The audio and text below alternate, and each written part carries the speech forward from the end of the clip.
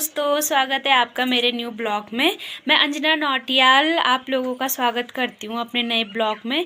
मैं उत्तराखंड के रुद्रप्रयाग ज़िले के एक छोटे से गांव भड़स से आज ब्लॉगिंग कर रही हूँ। यहाँ का मौसम आज कुछ इस तरीके से हो रखा है।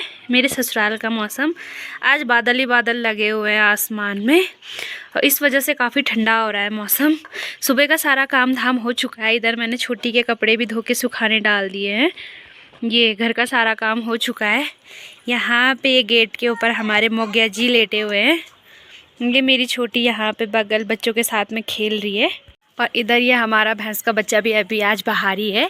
दिन की हो चुकी है 11, शायद 11 बज चुके हैं और 11 बजे बज चुकी है, पर अभी तक मैंने इसे अंदर नहीं बांधा क्योंकि आज काफ़ी ठंडा हो रखा है। तो सास जी लोगों ने बोला हुआ था कि इसे बाहर ही रखना है। आज ये अभी 5 महीने का बच्चा है, इसे हमने अभी बाहर ही रखा हुआ है। दोस्तों ये है यहाँ पे हमारे मटर का पेड़ है।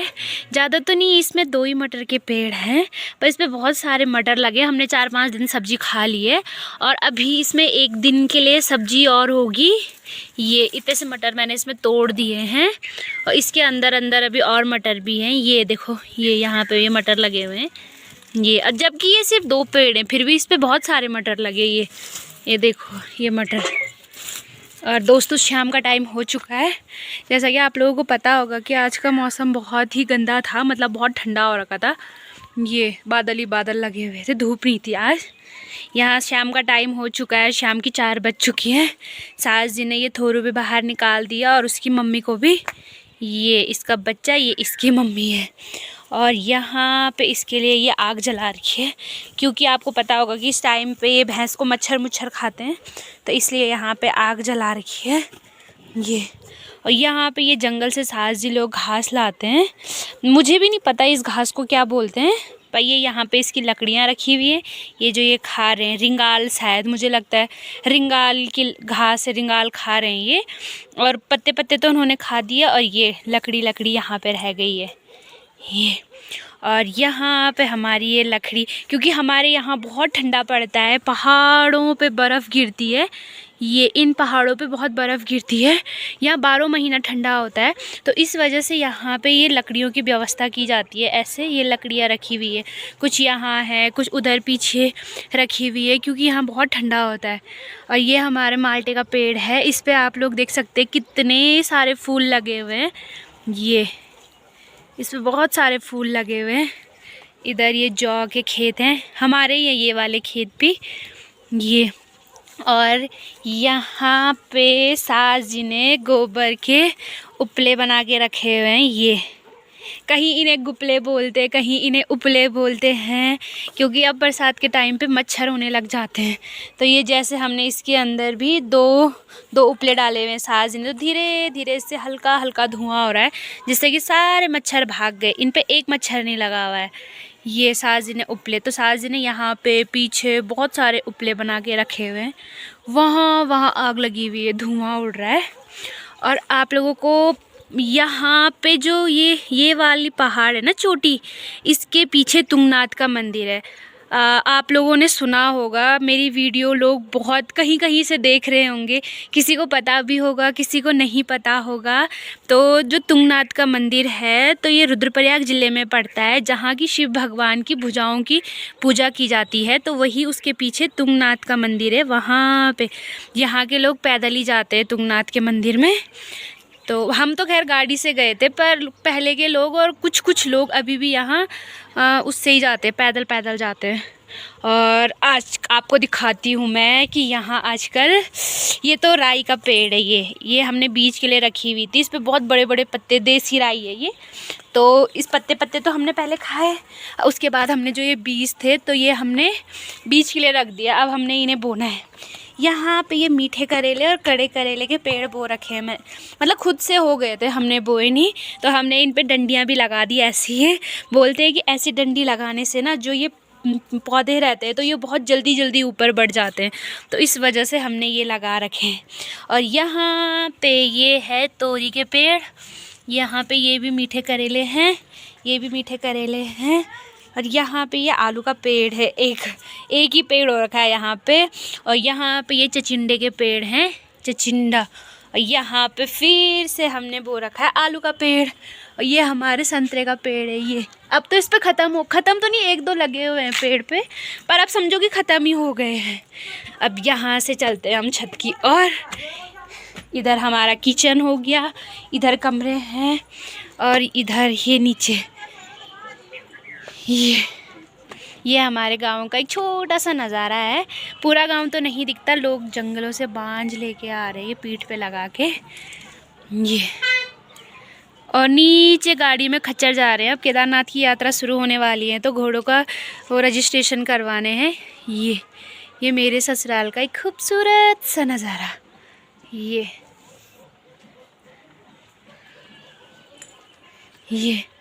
अब चलते हैं छत में। यहाँ पे सास जी ने ये घरिया, मतलब कहीं इसे घरिया भी बोलते हैं, कहीं इसे लैया भी बोलते हैं, जिसे कि छौंके में डाला जाता है। इसकी चटनी बनती है, इसका तेल बनता है।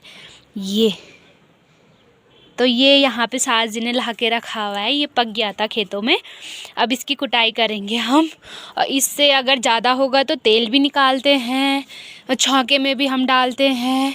घर का तेल बहुत अच्छा होता है, इससे बच्चों की मालिश करते हैं। तो ये है घरिया, कहीं घरिया बोलते कहीं लैया बोलते हैं। ये यहाँ से हमारे छत से कुछ यहाँ का नज़ारा इस तरीके से दिखता है। आप लोगों को मैं पीछे का नज़ारा भी दिखाती हूँ। ये यहाँ पे ये गौशाला है किसी की। ये अब तो ऐसे दिखता भी नहीं है, लोगों ने ऐसे ये चद्दर के बना दिए हैं, कहीं सिमट के बन गए हैं। पर देखा जाए तो पहले लोग ऐसी मकानों में रहते भी थे और बनाते भी थे रहने के लिए, पर अब ऐसे मकान नहीं मिलते देखने को भी। ये यहाँ पे ये बैल हैं, घास खा रहे हैं। यहाँ पे एक ऊपर पे भैंस भी है। ये बहुत सुंदर लग रहा है यहाँ से नज़ारा, बहुत ही सुंदर। ये यहाँ पे ये माल्टे संतरे के पेड़ हैं। ये हमारा मार्केट है। यहाँ ये जंगल है और यहाँ पे इंग्लिश स्कूल भी है। यहाँ से सास जी लोग घास लेके आते हैं, बांझ बूंझ लेके आते हैं भैंस के लिए। ये यहाँ पे से हमारा भैंस दिख रहा है जो कि घास खा रहा है यहाँ पे। और यहाँ पे बच्चे खेल रहे हैं इधर।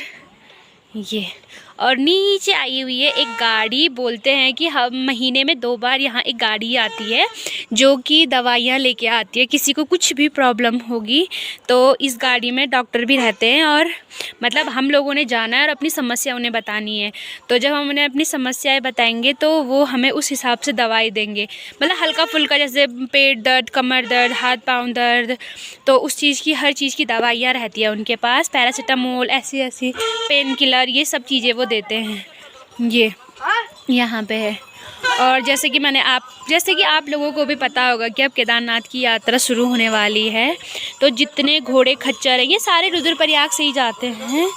तो अब जो ये घोड़े खच्चर है तो इनका रजिस्ट्रेशन हो रहा है। तो आज सुबह बहुत भारी संख्या में यहाँ से घोड़े खच्चर गए।